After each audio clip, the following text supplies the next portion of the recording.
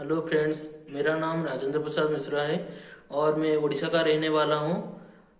मेरा चैनल का नाम माइथोलॉजी एंड मोटिवेशन है और ये मेरा पहला वीडियो है इस चैनल पर। पहले हमें ये जानना होगा कि माइथोलॉजी एंड मोटिवेशन ये वीडियो का चैनल में क्यों, इस नाम पे क्यों दिया हूँ।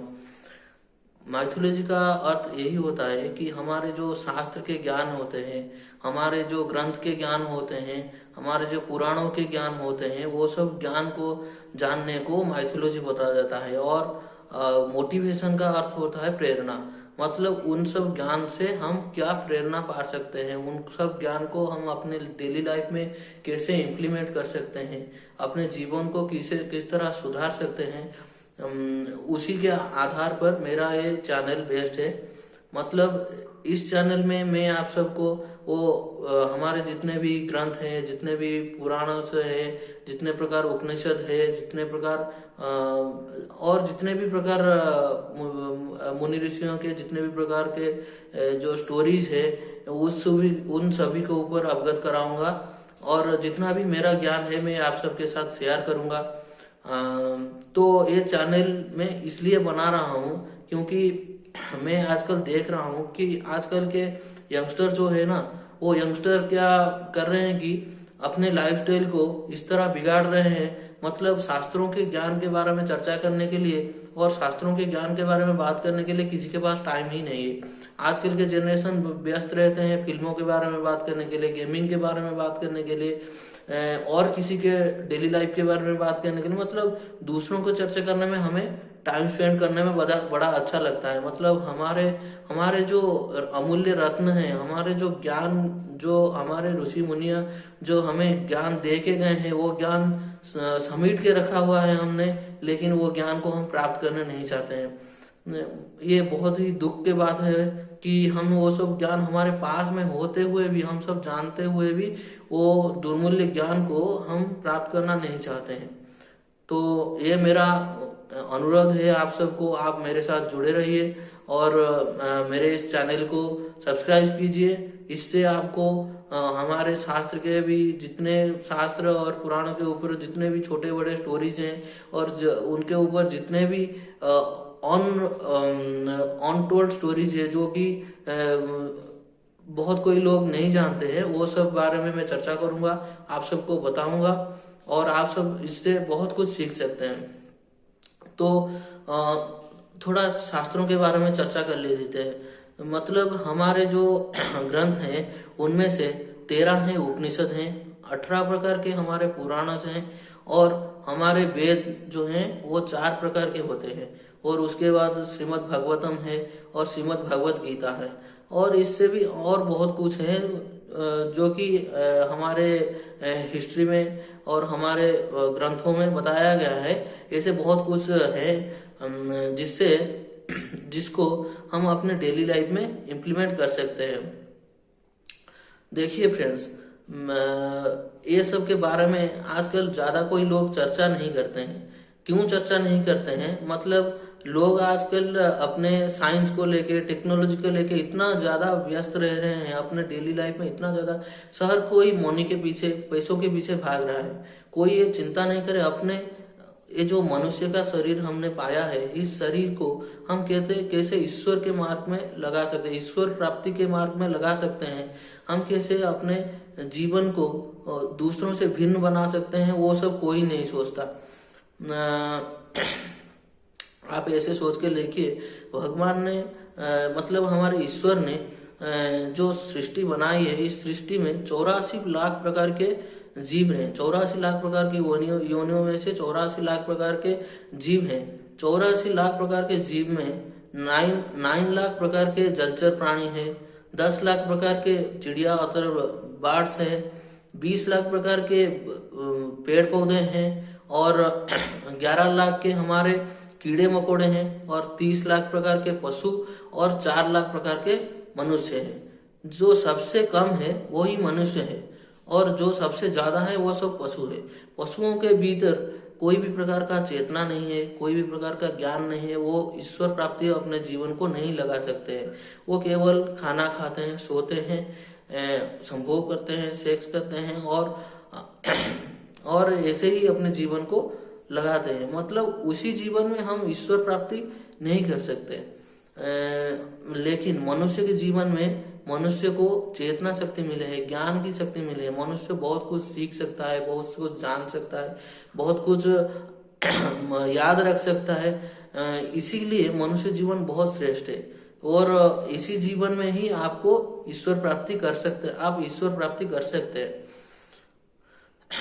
देखिए, हम अपने जवान से, हम अपने मुख से कैसे मंत्रों का उच्चारण कर सकते हैं, लेकिन बाहर के इस दुनिया में जो पशु पक्षी हैं वो क्या उन्हीं मंत्रों का उच्चारण कर सकते हैं? नहीं कर सकते। हम मंदिर जा सकते हैं, वो क्या मंदिर जा सकते हैं? नहीं जा सकते हैं। हमें ये जीवन 84 लाख योनियों के बाद मिला है दोस्तों। मतलब एक बार अगर आपने इस मनुष्य जीवन को नष्ट किया, मतलब इस जीवन में आपने ईश्वर का कोई भी प्रकार का साधना नहीं किया, त्याग नहीं किया, दान पुण्य नहीं किया, मंदिर नहीं गए, दीप नहीं जलाए और कोई भी शास्त्र का अध्ययन नहीं किया, तो आपने ये मनुष्य जीवन को पूरा ही व्यर्थ कर दिया दोस्तों, पूरा ही व्यर्थ कर दिया।